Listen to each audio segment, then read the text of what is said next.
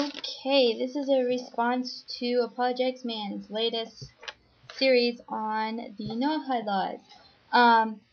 Basically, ApologeticsMan, your first few points are, let me see if I can find page 1. Let me see. Yeah. Okay, so your first points are, so your main points are that the 7 laws of Noah are not biblical and that they're not binding. I'm going to prove to you, or attempt to prove to you, but I know that you're not going to be listening to anything I say anyways, but I am still going to attempt to prove to you that they are binding, that they are biblical, and that they are logical and necessary for the continuation of society on Earth. Okay? So, let me see. Yes, okay. So, starting on page 1 here. I've got like several pages of text for you. So, I'm going to try to put it into as few videos as possible. Okay, so first that they're binding. Genesis chapter 9, verses 9 through 10. Chapter 9. As for me, I will establish my covenant with you, and with your seed after you, and with every living creature that is with you, the fowl, the cattle, and every beast of the earth with you, of all that goes out of the ark, even every beast of the earth.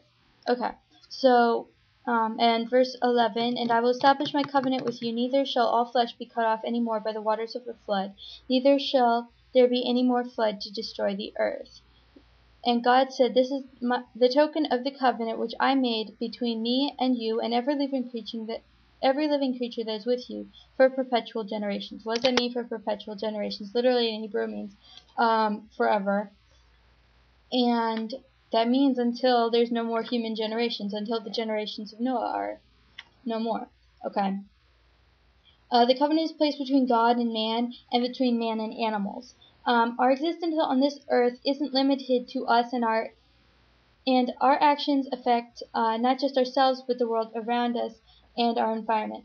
In an environmentalist way, that you can say that this is obvious in the forms of changes to the ozone layer and pollution caused by man.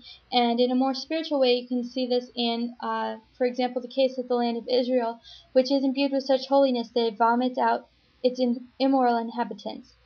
This covenant and the faithfulness of man to keep it not only affects us, but our world. Further, animals are mentioned because it affects them. The prohibition of evermechai, or the eating of the animals with blood, or before they stop compulsing, protects them from our baser instincts. But for as long as we are omnivores, they are imbued with a fear of us, which also came in the same chapter. Thus the covenant affects us and them in our relationships with them. This covenant extends to all flesh. It's the sign of, the sign of it is the rainbow. And this covenant exists for perpetual generations, or literally in the Hebrew, as I mentioned, forever. Why are Jews not under this? It's because it's the custom of Israel to only increase in holiness and not to decrease. It's always permissible to adopt new, stricter practices, but it's not permissible to mandate more lenient ones. The promise for the keeping of the covenant is that the flood will never again destroy all flesh. Thus, if we want to survive as a race, it's important to keep them. Now that we've determined that the laws are binding, let's see if they're biblical and if they're really necessary from the standpoint of survival of the species. Number 1, idolatry. Genesis chapter 8, verses 20 to 22. Noah built an altar to God and to no one else, as did Cain and Abel. And why did they build altars to God and not to idols? By simple logic, we can determine that they knew that this was forbidden. The law is rational from a survival of the species point of view, because almost every ancient culture had a form of religion, although the modern rational mind may explain that the human preoccupation with religion is a lack of understanding of science, and ancient man used gods as an explanation for scientific phenomenon. It's still clear that more wars have been fought for religion than anything else. Thus, if all mankind were to respect the notion of a singular God, call him what they will, less wars could be fought, resulting in less bloodshed and greater ability to reproduce and prolong the species. So this law is logical and biblical. On the Trinity, ApologeticsMan, that's a separate discussion. I've already challenged you several times to a, to a debate on on whether or not Jesus is the Messiah. So if you would please be so kind as to post a video response to any one of my videos, or I'll put up a separate video for that. Okay, just saves time. Okay. Number 2, prohibition on blasphemy. The biblical basis, you can find it in Job chapter 2, verse 9. Then Job's wife said to him, "Dost thou still hold fast to thine integrity, blaspheme God, and die?" Thus it's clear that this sin is punishable with death. I can prove if you want that Job was not Jewish and lived in the time of Isaac and Jacob, but that takes time I'm not willing to put into this video. This law supports the survival of the species for the same reason as above, and it's similarly logical and biblical. Murder, as you pointed out in Genesis chapter 9, verse 6, if a man murders another, he must be put to death. Hence, to avoid being put to death, do not shed blood. The Hebrew literally says, "The shedder of man's blood, of man will his blood be shed." How do we know that this law existed before Noah? When Cain killed his brother, he cried that anyone who found him would kill him, and he was in fact killed, albeit accidentally. There's this concept that justice is always served. There's a story of a man in Pirkei Avot. There's a story of a man who was walking, a rabbi was walking and found a skull floating in the water, and he said, "Because you drowned others, they drowned you, and those who drowned you will themselves be drowned." And there's also the story of 2 men and the ladder.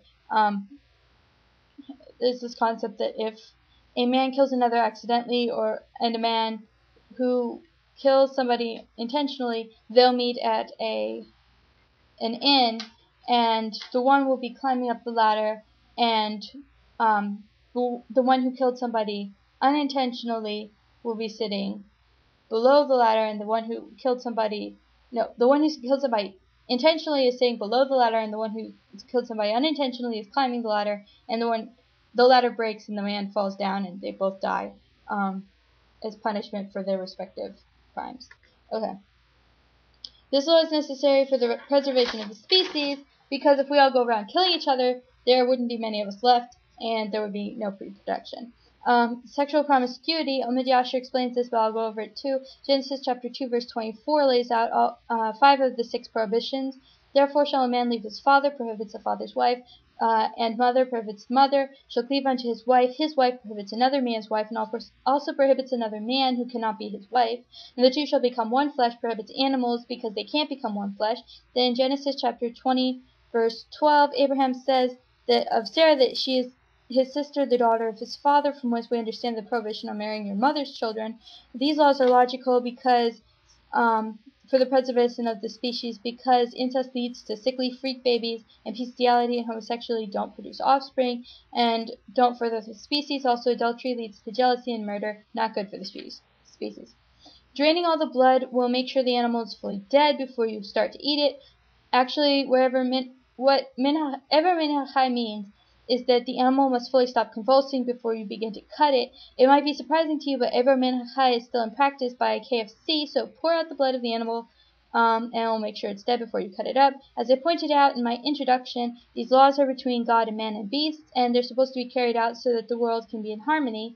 This is necessary for health reasons, in terms of why it's necessary in terms of logical reasons. It's necessary for health reasons, as animals have begun to rot, spread disease, and also for humanitarian reasons. PETA is no Jewish action group, but they lobby to hold industry to this standard because it's simply the right thing to do. Number 6, the command to set up courts is deduced by the existence of such courts from the earliest times as the court on which Lot served. Without courts, laws are meaningless because no one will ever follow the laws. Courts are thus necessary for civilization. Number 7, you didn't cover the prohibition on theft, but it's proven by Genesis chapter 31, verses 30 to 32, in which Jacob says that the person with whom Laban finds his stolen idols should be put to death. This is again necessary for civilization, because without a knowledge that you won't rob me blind and leave me to die, I can't trust you. Thus all 7 laws are binding, biblical, and necessary for civilization. And also, as I've pointed out before, even if no one else followed these the truth, it would still be binding upon you if you found it out, and you're still obligated to follow it. That everyone else does wrong does not give you the license to do wrong. Thank you. That finishes my video.